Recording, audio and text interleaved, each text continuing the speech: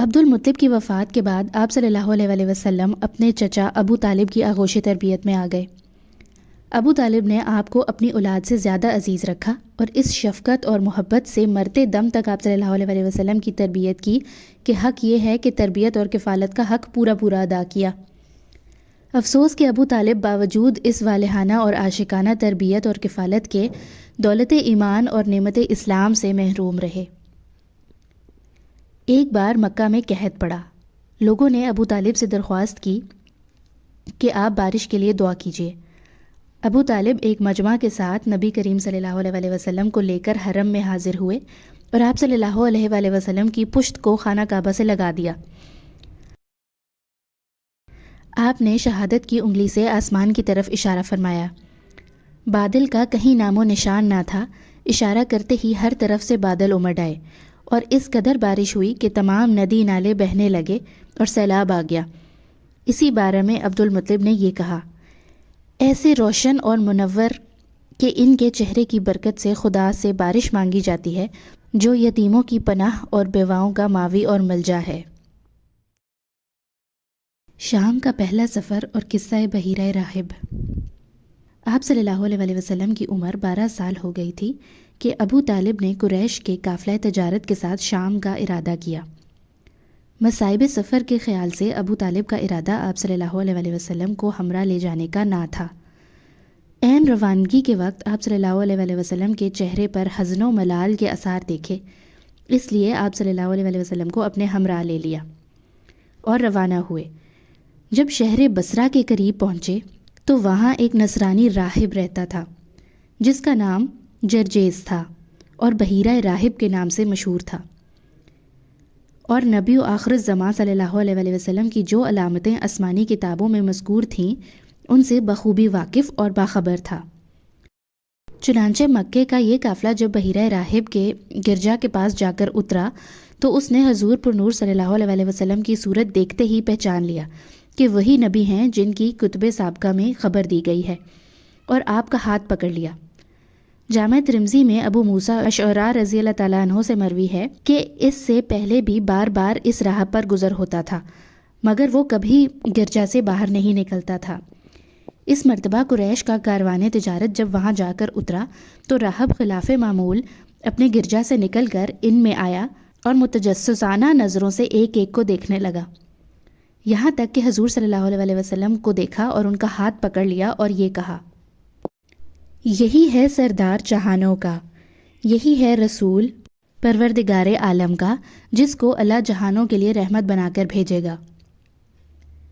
سرداران قریش نے اس راہب سے کہا کہ آپ کو یہ کیسے معلوم ہوا؟ ایک روایت میں ہے کہ ابو طالب نے پوچھا کہ آپ کو یہ کیسے معلوم ہوا؟ راہب نے کہا، جس وقت آپ سب گھاٹی سے نکلے تو کوئی شجر اور حجر ایسا باقی نہ رہا جس نے سجدہ نہ کیا ہو، اور شجر اور حجر نبی ہی کو سجدہ کیا کرتے ہیں۔ اور علاوہ ازیں میں آپ صلی اللہ علیہ وسلم کو مہر نبوت سے بھی پہچانتا ہوں، جو سیب کے مشابہ آپ صلی اللہ علیہ وسلم کے شانے کے نیچے واقع ہے۔ راہب یہ کہہ کر واپس ہو گیا اور فقط ایک آپ صلی اللہ علیہ وسلم کی وجہ سے تمام قافلے کے لیے کھانا تیار کروایا۔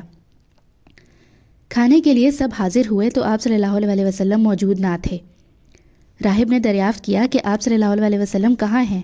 معلوم ہوا کہ اونٹ چرانے گئے ہوئے ہیں۔ آدمی بھیج کر آپ صلی اللہ علیہ وسلم کو بلایا۔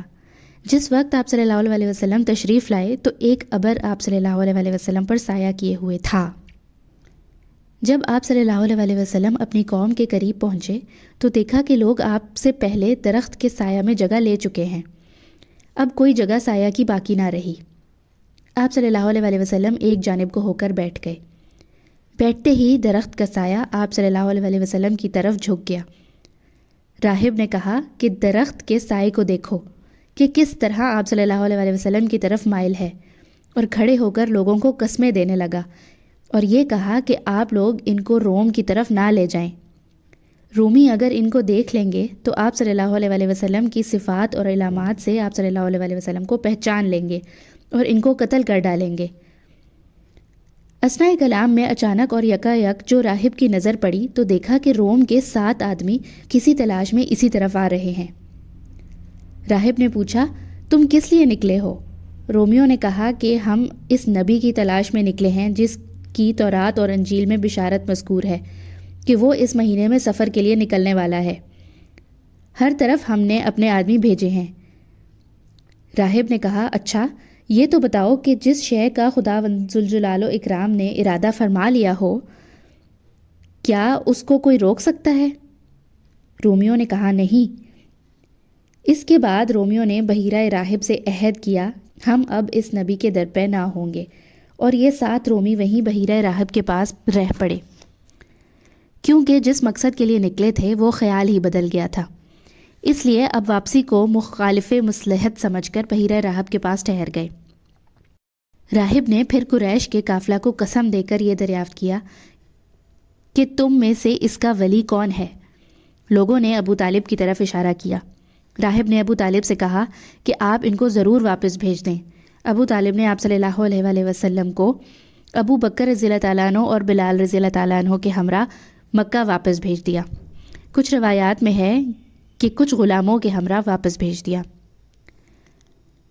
راہب نے ناشتہ کے لیے روٹی اور زیتون کا تیل ساتھ کر دیا۔ امام ترمذی رحمۃ اللہ علیہ فرماتے ہیں کہ یہ حدیث حسن ہے۔ حاکم فرماتے ہیں کہ یہ روایت بخاری اور مسلم کی شرط پر ہے۔ بہیقی کی ایک روایت میں ہے کہ بحیرہ نے اٹھ کر آپ صلی اللہ علیہ وآلہ وسلم کی پشت مبارک کو دیکھا تو دونوں شانوں کے درمیان مہر نبوت دیکھی، اور مہر نبوت کو اس صفت پر پایا جو اس کے علم میں تھی۔